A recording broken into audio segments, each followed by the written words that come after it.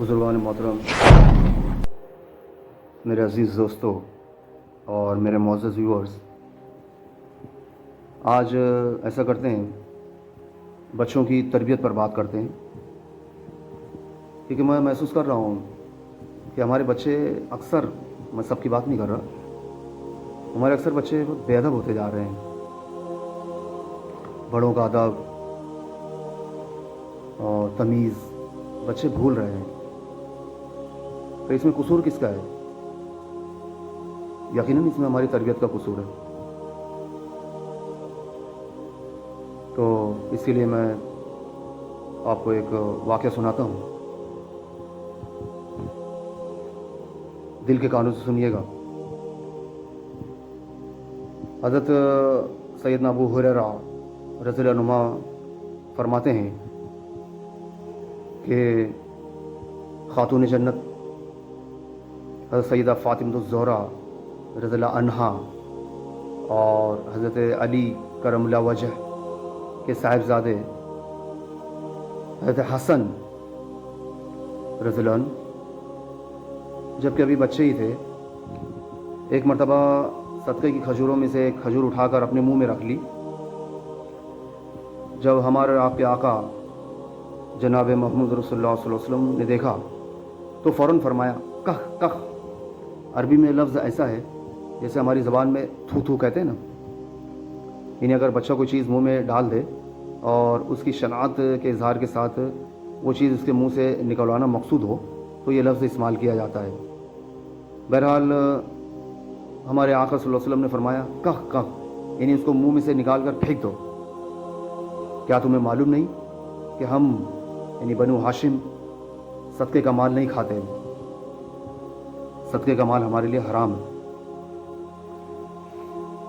हज़रत हसन रज़ियल्लाहु अन्हु आका के नवासे हैं और ऐसे महबूब नवासे हैं कि एक मरतबा हमारे आका मस्जिद नबी में खुतबा दे रहे थे। उस वक्त हज़रत हसन मस्जिद में दाखिल हो गए तो आका मिंबर से उतरे और आगे बढ़कर उनको गोद में उठा लिया। बाज़ मरतबा ऐसा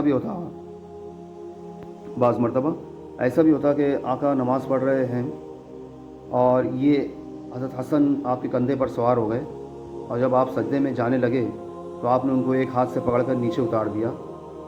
और कभी ऐसा भी होता कि आप उनको गोद में लेते और फरमाते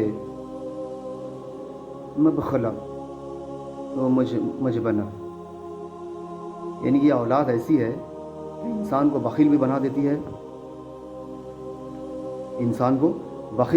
है, और बुज़दिल भी बना देती है।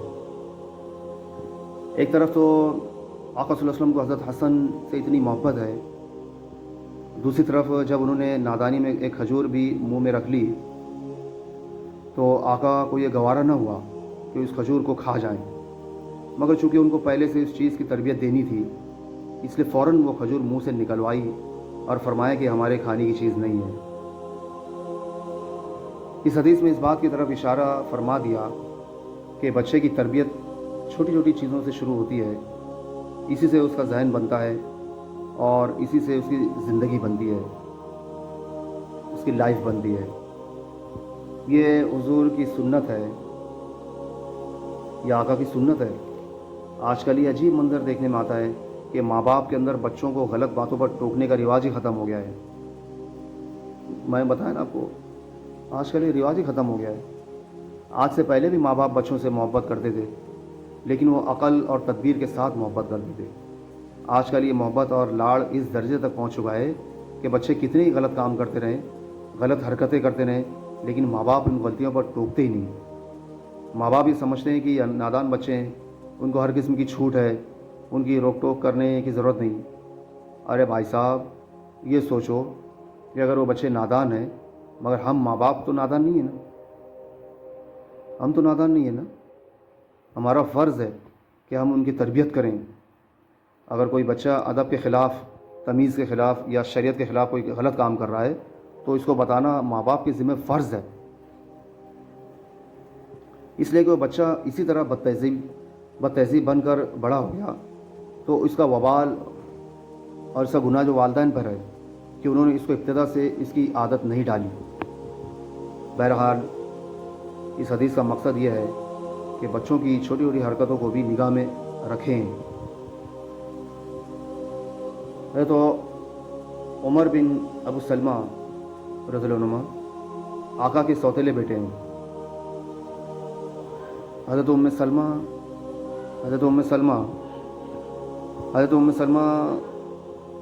رضی اللہ عنہا جو ہماری ماں ہیں، میں نے ان کا قصہ آپ کو پہلے سنایا تھا نا کہ یہ بیوہ ہو چکی تھیں۔ تو حضرت ام سلمہ رضی اللہ عنہا جو ہماری ماں ہیں، ان کے پہلے شوہر سے یہ صاحبزادے پیدا ہوئے تھے۔ جب آقا نے حضرت ام سلمہ سے نکاح فرمایا تو یہ ان کے ساتھ ہی آقا کے پاس آئے تھے۔ آقا نے ان کو بچوں کے ساتھ قبول کیا تھا، اس لیے یہ آقا کے ربیب یعنی سوتیلے بیٹے تھے۔ آقا ان سے بڑی محبت اور شفقت فرمایا کرتے تھے اور ان کے ساتھ بڑی بے تکلفی کی باتیں کیا کرتے تھے۔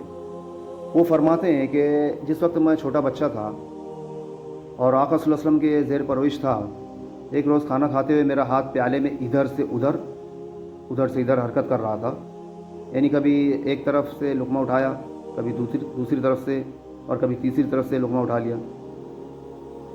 جب آقا نے مجھے اس طرح کرتے ہوئے دیکھا تو فرمایا، اے لڑکے، کھانا کھاتے وقت بسم اللہ پڑھو اور سیدھے ہاتھ سے کھاؤ، اور برتن کا جو حصہ تمہارے سامنے ہے وہاں سے کھاؤ، ادھر ادھر سے ہاتھ بڑھا کر کھانا ٹھیک نہیں ہے،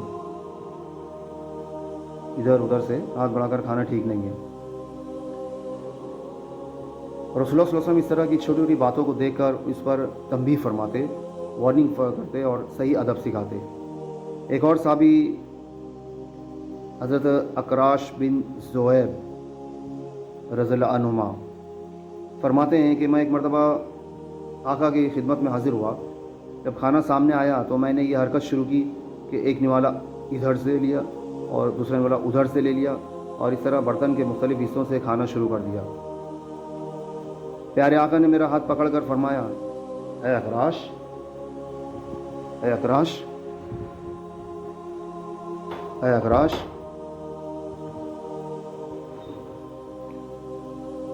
اے اکراش، ایک جگہ سے کھاؤ، اس لیے کہ کھانا ایک جیسا ہے۔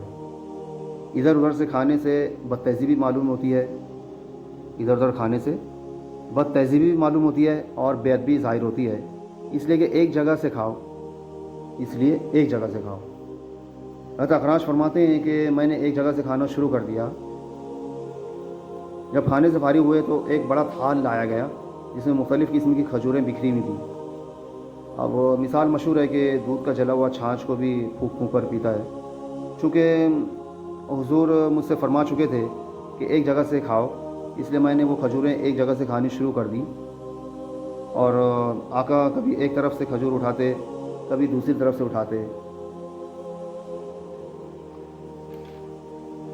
اور مجھے جب ایک طرف سے کھاتے ہوئے دیکھا تو آپ نے پھر فرمایا کہ اے اکراش، تم جہاں سے چاہو کھاؤ، اس لیے کہ یہ مختلف قسم کی کھجوریں ہیں۔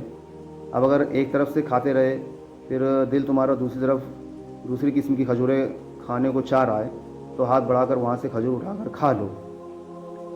گویا کہ اس حدیث میں آقا صلی اللہ علیہ وسلم نے یہ ادب سکھایا کہ اگر ایک ہی قسم کی چیز ہے تو پھر صرف اپنی طرف سے کھاؤ، اور اگر مختلف قسم کی چیزیں ہیں تو دوسری اطراف سے بھی کھا سکتے ہو۔ اپنی اولاد اور اپنے صحابہ کی ان چھوٹی چھوٹی باتوں پر آقا صلی اللہ علیہ وسلم کی نگاہ تھی۔ یہ سارے آداب خود بھی سیکھنے کے ہیں اور اپنے گھر والوں کو بھی سکھانے کے ہیں۔ یہ اسلامی آداب ہیں جن سے اسلامی معاشرہ ممتاز ہوتا ہے۔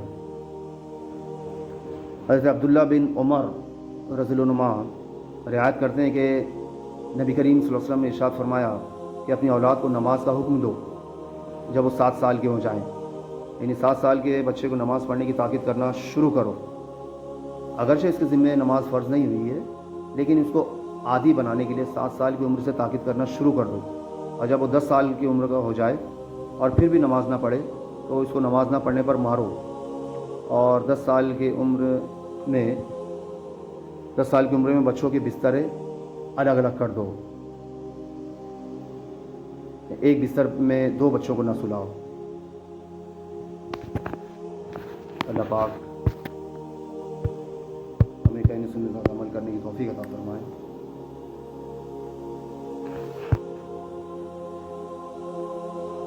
آمین یا رب العالمین. اگر یہ باتیں آپ کو اچھی لگی ہوئی تو اسے لائک کیجیے. باتیں میری کیا، اللہ کے رسول کی باتیں ہیں، تو آپ کو تو لائک کرنا فرض بنتا ہے. اسے لائک کیجیے، چینل کو سبسکرائب کیجیے، اور اسے اپنے فرینڈ سرکل میں شیئر کیجیے، زیادہ سے شیئر کیجیے، تاکہ ہمارا معاشرہ جو ہے ممتاز معاشرہ بنے. ہمارا جو اسلامی معاشرہ ہے وہ ممتاز معاشرہ بنے، کہ غیر جو ہمیں ہمارے معاشرے کو دیکھ کے متاثر ہوں، ہمارے معاشرے سے سیکھے ہوں، اور ہمارا اللہ ہم سے راضی ہو جائے، اللہ ہم سے راضی ہو جائے، اللہ ہم سے راضی ہو جائے. بس یہی ہمارے دنیا میں آنے کا مقصد ہے. وآخر دعوانا الحمدللہ رب العالمین. اگر آپ کے کوئی مسائل ہوں تو آپ کامنٹ باکس میں مجھ سے پوچھ سکتے ہیں. میں انشاءاللہ قرآن حدیث کی روشنی میں ان کا حل بتانے کی کوشش کروں گا. جزاکم اللہ خیرا.